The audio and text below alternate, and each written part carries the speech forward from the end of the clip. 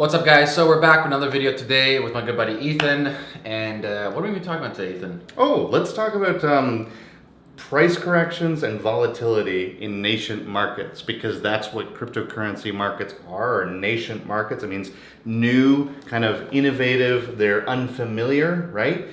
Nascent markets have a couple of qualities that make them very volatile. So one, they're thin. That is, there's less liquidity in these markets than, say, the foreign exchange, where trillions of dollars are traded every day.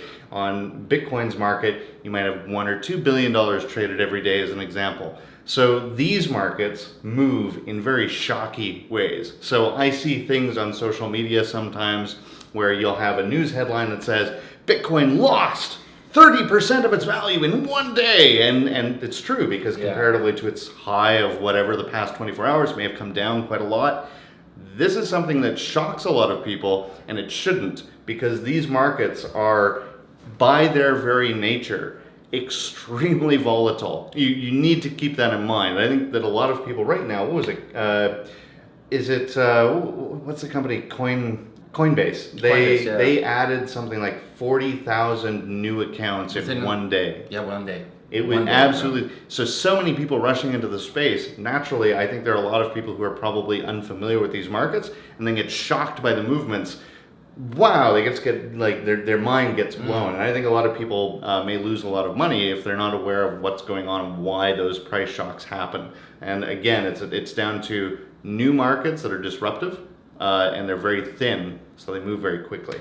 Like, actually, a good example, if you're comparing these markets to traditional crypto or to traditional currency markets, you'll find where I mentioned trillions of dollars are traded every day, you'll find that the spread in these markets, the difference between the buy price and the sell price, are fractions of a penny. In fact, on the most popular traded currency pair, the euro-US dollar, the spread is sometimes as low as zero, which means the prices actually match each other, and they're just waiting for people to pick up the orders. So in those markets, you'll see that's incredible liquidity, lots and lots of liquidity to access for traders. In the crypto markets, you will find spreads oftentimes of several dollars between bid and ask prices. So again, these markets are thinner than markets that are much more well established. They're newer, so people are trying to find more and more price discovery. As more and more people enter the market, it becomes more volatile, because more and more people then have a vested financial interest in the price direction going one way or another. And there are people who have a vested interest in prices going down. Those are called short traders. So what I'm trying to explain is that these markets are extremely volatile, and if you're seeing price shocks, you need to keep your wits about you and understand that this is a logical, rational way for this market to act, just because it's so thin. It's very thin, and not to mention there's only certain key players, such as central exchanges, that kind of control the whole inflow and outflow of crypto itself. Yeah, we definitely should actually mention manipulation. That's going to be to bring up, because manipulation is something I think we'd all like to deny. Oh, no, these markets are pure and wonderful. No, manipulation. Honest. Manipulation absolutely occurs. And again, it's largely because these markets are new, but also because these markets they skirt regulation, I think, in a lot of cases. So as you get these new markets with a lot of new people who don't necessarily understand what's going on, I think those people are easy to take advantage of. If you run a centralized exchange, you have opportunity to manipulate prices, and even in regulated environments, that might be very tempting to decide that, hey, if I can just hide the behavior, I might be able to make an extra million or two. That's a very, very tempting position for somebody who's running a centralized exchange to be in, to manipulate prices, to manipulate their customers, to manipulate liquidity and price feeds. So that behavior, it's sometimes hard to prove and oftentimes impossible, but I think it's very naive to think it doesn't happen. So we need to be aware of that. And also, this is why decentralized exchanges are more and more compelling, is because as you have these centralized administrations, these centralized they're also a point of failure. Like, if you look at back just 2 weeks ago, and they're still ongoing sometimes, the DDoS attacks. Sure, exactly. Exchanges can't, they're manipulated, they're exposed to attacks.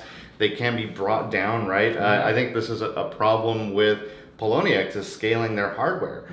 Poloniex has these constant problems. Not to say that Poloniex is a terrible exchange or anything, but they run into problems just like any other exchange. Kraken runs into these problems as well. Exchanges run into problems where their hardware isn't necessarily meeting the demand of their customer base, and also not just about demand of their customer base, but are open to attack. People can, like you said, DDoS attack, or that's a distributed denial of service attack.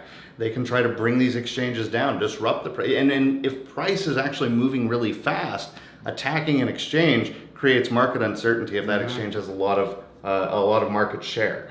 So there are all these risks of centralized exchanges, not necessarily just corruption, but also just, as Amir said, points of failure. This is, again, something we got to keep in mind. All of these things add up to a volatile price market. Even more reason to not keep your crypto on exchange. There's that too. Don't keep your crypto on exchanges. That's a bad idea. Use a good wallet. I use a cold wallet, or use any wallet that has a seed phrase backup and back up your stuff.